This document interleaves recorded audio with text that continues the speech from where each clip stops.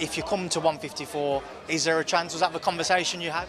Basically, I just said, hey, are you going to defend it? And he said, no, that's my last fight after Canelo. I'm like, okay. It starts like a calm boxing documentary, but the second you blink, it shifts into commentary mode. Like someone switched narrators mid-sentence. One moment you're hearing the clean, neutral breakdown of how Vergil Ortiz Jr. called out Terence Crawford. The next, you're deep inside the narrator's brain, decoding fan reactions, analyst takes, and promoters. How close is he to a title shot in sharing the ring with Bud Crawford? I don't know, but Vergil, he's right there. He's right there. He's been proven that he belongs with the top fighters in the division. And, who knows, a couple of fights or next fight or whatever the case may be, he might be sharing the ring with Terence Crawford. You never know. Side-eyed comments. That hybrid style is the engine of this whole format. It builds a world where facts land like punches and commentary hits like uppercuts. You'll see it move effortlessly between here's what happened and here's what it means, creating that YouTube documentary vibe fans crave. For example, Ortiz said he's ready for Crawford. Basically, he just beat Canelo, the face of boxing, so which that makes that makes Crawford the face of boxing at the moment, and he earned the right to fight whoever he want to fight. Simple fact, immediately followed by, and that's the kind of line that sends Twitter into meltdown because fans know Ortiz doesn't bluff. Commentary. Boom, 2 lanes, 1 road. It treats the rivalry not as a news report, but as a living story. Every shift in tone feels intentional. The narrator might calmly say, Terence Crawford, I'm here whenever. I'm ready to fight whenever. I'm here to fight anybody. I don't care if it's Crawford, Spence. Crawford responded by acknowledging Ortiz's skills, but 2 breaths later, the tone pivots. But make no mistake, Crawford's polite tone hides a deeper message. You still haven't proven you can beat me. Now you're in analysis territory. This hybrid mix also lets the writer zoom in and out at will. One moment, Ortiz said in an interview, I'm here to fight the best. I don't care who it is. It can be Luke's next, it can be Spence next, it can be Crawford next, if he's still willing to do it. Because that's a fight that I've been calling for a while. I think that's a great fight to make happen still. And we're just going to keep doing what. Next moment, which historically is the same kind of language up-and-coming challengers use right before they shock the world. That's the documentary feel blending with a hype man commentary approach. And the best part? It never commits too long to one mode. It dances, it pivots, it drifts.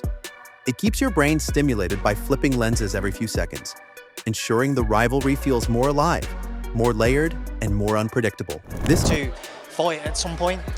No, so he's not coming back to 154. I spoke to him.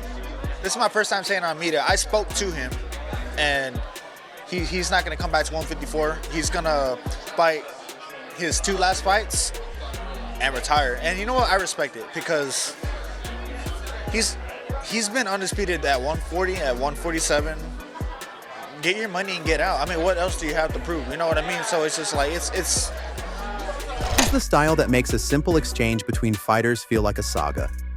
A casual quote turns into a milestone. A neutral detail becomes narrative tension. Nothing is small. Everything is part of a moving puzzle. This style loves quotes, lives off them. Introducing the Axor Hunter helmet. The entire narrative is built like a back-and-forth audio clip, where every line from Ortiz, Crawford, analysts, or podcast hosts becomes a narrative weapon. You'll see it immediately. Ortiz said, "I'm ready for anybody." But the writing never leaves the quote hanging. Just, he was more prepared for my fight. If you watch him, he was winning the fight, and he gassed out. Oh yeah, that's true.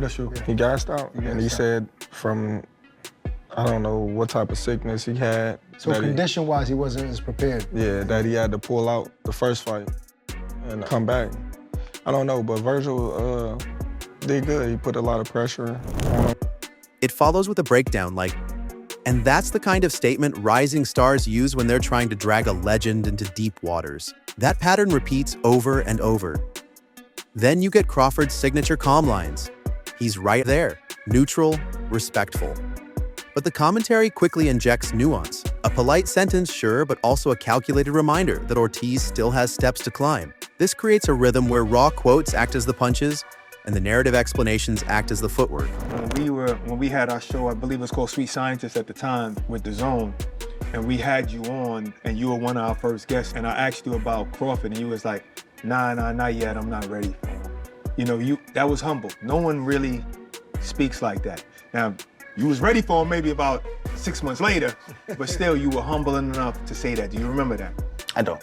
You know, No, I don't. Hell no, you can't. Even analysts get the spotlight.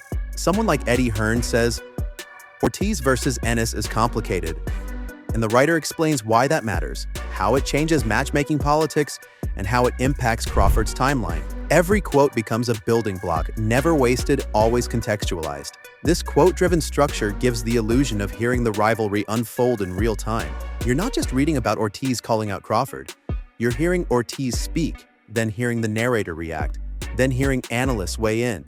It becomes a multi-layered chorus. And when fan reactions get quoted, 5 fighters that you would like to fight coming up.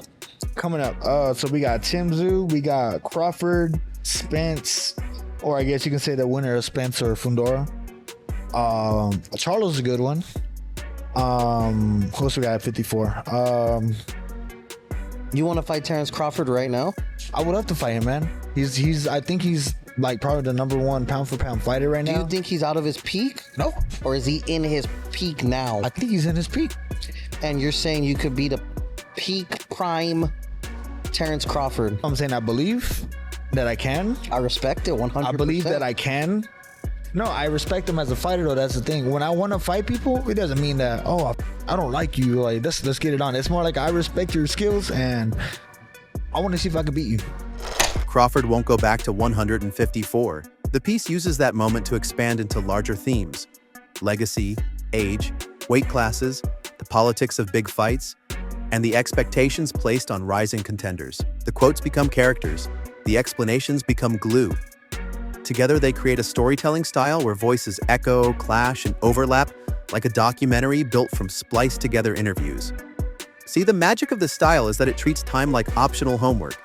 It's technically there, but nobody's checking if you actually followed it. The writing flows like one of those dramatic boxing documentaries where the voiceover is whispering, but little did they know, while footage from 3 years earlier fades in.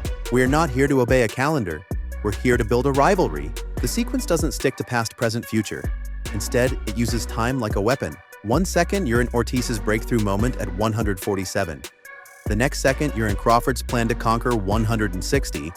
Then, suddenly you're back at a press conference from years earlier where someone dropped a quote that now feels prophetic. And the best part? It all blends so smoothly you feel like the timeline is intentional, even when it's absolutely not. This loose chronology is what gives the narrative its cinematic tension. It lets the rivalry feel alive, constantly pulsing, expanding, circling back on itself.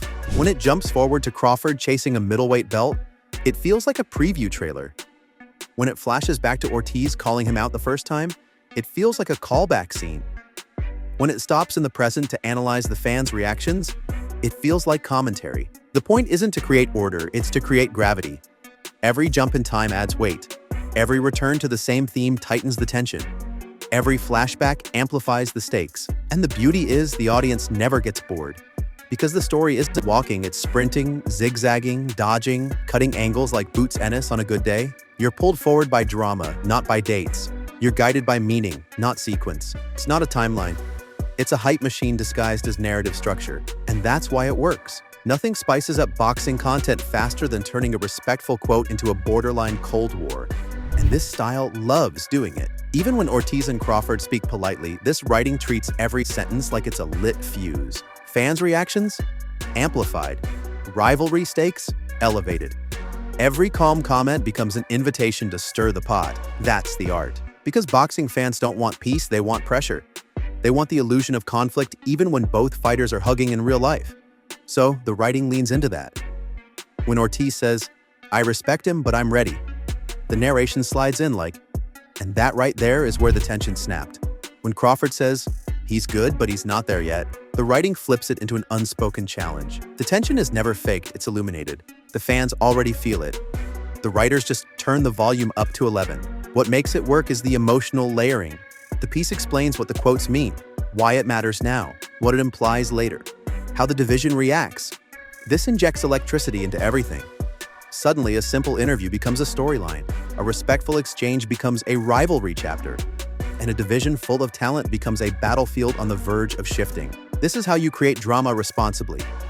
No lies, no invented beef, just smart framing, strategic emphasis, and relentless focus on fan perception. The writer isn't just reporting, they're shaping the narrative, and that's why the conclusion works. It closes the chapter, but it refuses to close the book. It leaves the rivalry suspended in air, unfinished, unpredictable, and absolutely irresistible. The story doesn't end, it evolves.